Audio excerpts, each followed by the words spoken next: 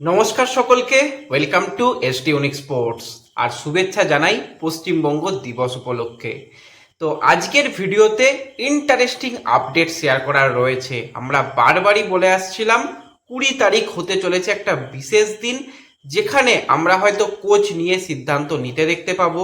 ISL নিয়ে কিছু বড় আপডেট বেরিয়ে আসতে পারে। তো সত্যি আজকে বেশ কিছু বড় আপডেট বেরিয়ে আসছে। তো সেই নিয়েই কথা বলবো। অস্কার কি জানালো, সিদ্ধান্ত কি সঠিক না বেঠিক, কি হতে পারে পরবর্তী সময়, সমস্তটা নিয়েই আলোচনা রয়েছে এই ভিডিওতে। ইন্টারেস্টিং ভিডিও হবে, পুরোটা দেখো। ভিডিও ভালো লাগলে অবশ্যই একটা করে লাইক করে দিও। আর যারা চ্যানেলে প্রথমবারের জন্য এসেছো, চ্যানেলটাকে সাবস্ক্রাইব, আর যারা ফেসবুক থেকে দেখছো ফলো করে নিও। তো প্রথমেই যদি আমরা সরাসরি চলে আসি একটুখানি আইএসএল নিয়ে। তো আইএসএল এটা হচ্ছে সব থেকে বড় ব্যাপার, এবং যে পূর্ণ লিগ হতো সেই লিগ কিন্তু আবারও ফিরছে। নতুন মরশুমের কিন্তু আইএসএল শুরু হচ্ছে। যেরকম কথা ছিল যে 4 তারিখ সেপ্টেম্বর মাসে, সেই 4 তারিখ থেকেই কিন্তু আইএসএল হবে, তার নিয়ে আর কোনো অসুবিধা নেই। এবং সেটা যখন ফিনিশ হওয়ার কথা, যেভাবে হতো হোম লেগ অ্যাওয়ে লেগ, তো সেই হোম অ্যাওয়ে ভিত্তিকে হবে, সিল্ড হবে, তারপর সুপার 6 হবে, সেইভাবেই হবে। এবার আইএসএল নিয়ে নতুন কিছু পদক্ষেপ দেখা যাবে। আমরা অলরেডি ওসিআই প্লেয়ারদের নিয়ে ভিডিও দুটো বানিয়েছি, পার্ট 1 পার্ট 2 এন্ড স্ক্রিনে দিয়ে দেবো, দেখে নিও। আমরা বারবারই বলেছি ওসিআই প্লেয়ারদের ফেরানোর চেষ্টা চলছে, এবং শুধুমাত্র আইএসএল এ নয়, তার সাথে সাথে ইন্ডিয়ান ফুটবল লিগ, সেখানেও কিন্তু ওসিআই প্লেয়ারদের নিয়ে চিন্তাভাবনা রয়েছে। সেই রকমই আজকে প্রপোজাল এসেছে যে একজন করে অন্তত স্কোয়াডে ওসিআই প্লেয়ার বাধ্যতামূলক করা হতে পারে সামনের মরশুম থেকে। এর আগে আমরা দেখেছিলাম যে এশিয়ান কোটার প্লেয়ার বাধ্যতামূলক ছিল, সেখানে তাকে রাখতেই হতো। সেরকম ভাবে এবার ওসিআই প্লেয়ারদের কিন্তু বাধ্যতামূলক করা হবে। তো খুবই একটা ভালো পদক্ষেপ, তাতে জাতীয় দলের ভালো হবে, এবং অবশ্যই আমাদের পরবর্তী সময় ফুটবলটা আরও কিছুটা বাড়বে। আরও কিছু যদি এরকম প্লেয়ার আসে, তো সেক্ষেত্রে ফুটবলের এটা উন্নতি হবে, সেটা অবশ্যই বলতে হয়। এবং আমাদের যেটা জাতীয় দলের সব থেকে বড় সমস্যা, সেটা হচ্ছে তোমরা সকলেই জানো, স্ট্রাইকার সমস্যা। আমরা কিছু যা হোক করতে পারলেও গোল করার লোকের অভাব। সুনীল ছেত্রীর পর আমরা সেই রকম ভাবে স্ট্রাইকার খুঁজে পাইনি। দোষটা আমাদের, দোষটা অন্য কারণ নয়। কারণ আমরা ক্লাব লেভেলে ইন্ডিয়ান স্ট্রাইকারদের ট্রাস্ট করি না। কোনো বিদেশি কোচ ইন্ডিয়ান প্লেয়ারদের ভরসা করে না যে স্ট্রাইকার পজিশনে খেলাবো। তো এরকমটাও করার চিন্তা ভাবনা রয়েছে। প্রতি ম্যাচ ডেতে কিন্তু ইন্ডিয়ান স্ট্রাইকারকে 90 মিনিট অন্তত খেলাতেই হবে। 90 মিনিট করে একজন করে ইন্ডিয়ান স্ট্রাইকার পজিশনের প্লেয়ারকে রাখতেই হবে, এটা বাধ্যতামূলক। এটা একটা ভালো পদক্ষেপ। এবং এছাড়াও আরও এই রকম কিছু নতুন পদক্ষেপ আসতে পারে। তো ওভারঅল দেখতে গেলে জিনিসগুলো খুবই ভালো। হ্যাঁ, এই নিয়ে প্রপোজাল গেছে, সেটা অফিসিয়াল পেন পেপার হয়ে গেলে অবশ্যই তোমাদের সঙ্গে শেয়ার করে দেব। তোমরা এই যে ব্যাপারটা, যে ওসিআই রুল সেটা লাগু হচ্ছে, তার সাথে ইন্ডিয়ান স্ট্রাইকার খেলানো, এই ব্যাপারটা নিয়ে তোমরা কতটা আশাবাদী, অবশ্যই কিন্তু সেটা তোমরা কমেন্টে জানিও।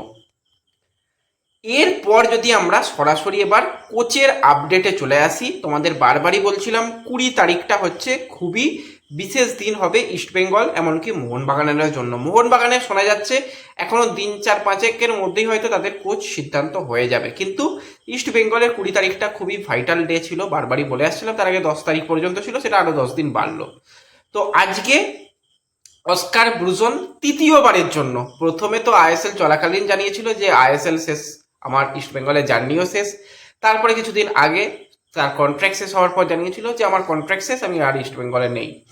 আজকে আবার অস্কার ইঙ্গিতপূর্ণভাবে একদম পরিষ্কার কথায় জানিয়েছে সে আর ইস্টবেঙ্গলে কন্টিনিউ করছে না। একদম নিজস্ব সোশ্যাল মিডিয়াতে শেয়ার করেছে, এবং ইস্টবেঙ্গল ম্যানেজমেন্ট তার সঙ্গে কথা বলেছিল নতুন করে চুক্তি করার জন্য, কিন্তু সে আর এই ব্যাপারটা নিয়ে খুশি নয়, এবং দীর্ঘমেয়াদী পরিকল্পনার অভাব এটসেট্রা, সেই নিয়ে সে খুশি নয় বলে সে থাকবে না, এটা জানিয়েছে। খুব ভালো কথা, এর থেকে ভালো কিছু হতে পারে না। আমরা তো অনেক কোচকেই দেখেছি, সেই স্যাক করা হবে, কোচকে গালি গালাজ দিয়ে তাড়ানো হবে। তার থেকে কটা কোচ আছে যে সসম্মানে দল থেকে বেরিয়ে যেতে পারে বলো তো? অস্কার ব্রুজন অত্যন্ত খারাপ সময় এসেছিল, টানা ইস্টবেঙ্গল 6টা ম্যাচ হেরেছিল। সেই সময় অস্কার ব্রুজন দায়িত্ব নিয়েছিল। একদম তলানিতে থাকা টিম, তাদের মনোভাবও সেই তলানিতে, সেখান থেকে ঘুরে দাঁড়ানো, এএফসির মঞ্চে যথেষ্ট ভালো পারফরমেন্স করা, একাধিক প্লেয়ারের ফিটনেস সমস্যা, চোট আঘাত সমস্যা, তারপরও একটা ভালো কিছু করার চেষ্টা করেছিল। হ্যাঁ, ইস্টবেঙ্গল 9-10-11-তে সেই সিজনে ছিল। এই সিজনের প্রথম থেকে ইস্টবেঙ্গলের মতনভাবে ফিরেছে। টোটাল ইস্টবেঙ্গলের যদি এবছরের আইএসএল এর দিকে তাকানো হয়, টোটাল সিজনে ইস্টবেঙ্গল কিন্তু প্রচুর ম্যাচ খেলেছে। সেখানে 23টা ম্যাচে মাত্র 3টে ম্যাচ হেরেছে।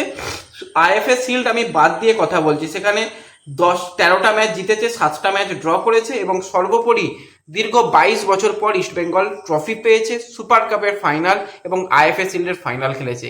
এত ভালো সাকসেস দিয়ে কোচ বেরিয়ে যাচ্ছে, কোচ থাকতে চাইছে না, তাকে যেতে দাও। প্রফেশনাল মানুষজন তাদের নিজেদের চাকরি সে কোথায় করবে সেটা তাদের ব্যক্তিগত ব্যাপার, সেখানে আমরা যতই বলি এটা কোনো কিছু করার নেই। সে যখন থাকতে চাইছে না, ঠিক আছে, খুবই ভালো সময় সে ইস্টবেঙ্গলকে উপহার দিয়ে গেছে, তার জন্য সমর্থকরা অবশ্যই কৃতজ্ঞ থাকবে তার উপর এবং তার উপর ভালোবাসাও থাকবে। ঠিক আছে, সে নতুন গন্তব্য নিতে চাইছে, তার কাছে ইন্দোনেশিয়ার ক্লাবের ভালো অফার আছে, ইন্ডিয়ান ক্লাবের অফার রয়েছে, আরও একটা দেশের ক্লাবের অফার রয়েছে। কালকে একটা ক্লাবের সঙ্গে নাকি কথাবার্তাও অনেকটা এগিয়েছে। তারপরই তার সিদ্ধান্ত শুধু সে নয়, তার পুরো কোচিং স্টাফ, সেখানে অ্যাড্রিয়ানের কথা বলো, সেখানে জাভিয়ারের কথা বলো, সবাই কিন্তু ইস্টবেঙ্গলকে ধন্যবাদ দিয়ে নিজস্ব সোশ্যাল মিডিয়াতে সেটা পোস্ট করেছে। ইস্টবেঙ্গলের তরফ থেকে অফিসিয়ালিভাবে এখনও সেই বিজ্ঞপ্তি আসেনি, থ্যাংক ইউ পোস্ট আসেনি, এসে যাবে হয়তো। ঠিক আছে, অস্কার ব্রুজন, থ্যাংক ইউ এত ভালো সময় ইস্টবেঙ্গলকে দেওয়ার জন্য, সাফল্য এনে দেওয়ার জন্য, দীর্ঘ 22 বছরের সর্বভারতীয় ট্রফি সেটা এনে দেওয়ার জন্য অসংখ্য ধন্যবাদ অস্কার ব্রুজনের জন্য থাকবে। তো হাসি মুখেই কোচকে বিদায় নিতে দাও, সেই জায়গায় আবার নতুন কেউ আসবে। এবার দেখো, প্রচুর কোচ নিয়ে আলোচনা হয়েছে, কথা বলেছি, আপডেট যখন যেমন এসেছে শেয়ার করেছি। পার্সোনালি আমি চাই এই দলে ওয়েং কোয়েল অথবা প্যানস ডিম্পেরিজের মতন একজন কোচ আসুক, যে ইয়াং প্লেয়ারদের ট্রাস্ট করতে পারে, যাদের বিদেশি চয়ন ভালো এবং সাকসেস এনে দেওয়ার মতন মেন্টালিটি রয়েছে। এবং এই ইস্টবেঙ্গল বা মোহনবাগানের কোচ হতে গেলে একটু হলেও দম লাগে। অস্কার ব্রুজন যেটা বারবারই করেছিল, ভাই নাম টাম করে কথা বলে দিয়েছিল, লাগবে এরকম একজন একটু টেটিয়া মানুষজন লাগবে। তো সেক্ষেত্রে প্যানস ডিম্পেরিজ বা ওয়েং কোয়েল সঠিক ইস্টবেঙ্গলের জন্য অপশান।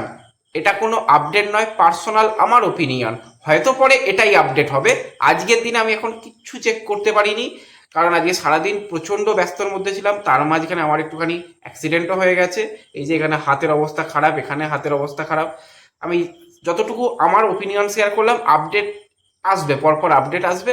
তো এটাই কিন্তু আপডেট ছিল এই ভিডিওতে। এছাড়া লালচং নোংগাকে নিয়ে অনেকে জানতে চাইছিলে, আমি আগেও বলেছি, লালের কাছে মুম্বাই সিটি এফসি, বেঙ্গালুরু এফসির বেটার প্রস্তাব রয়েছে ইস্টবেঙ্গলের থেকে। এখনও নতুন চুক্তিতে সে কোথাও সাইন করেনি, শোনা যাচ্ছে খুব তাড়াতাড়ি সে সাইন করবে। সে যদি ইস্টবেঙ্গল থেকে বেরিয়েও যায়, অবাক হওয়ার মতন কিছু নেই, ইস্টবেঙ্গলে থেকে গেলে খুশি হব। এই আপডেটগুলোই দেওয়ার ছিল। ভিডিও ভালো লাগলে লাইক শেয়ার করে দিও, দেখা হবে পরবর্তী ভিডিওতে। ধন্যবাদ।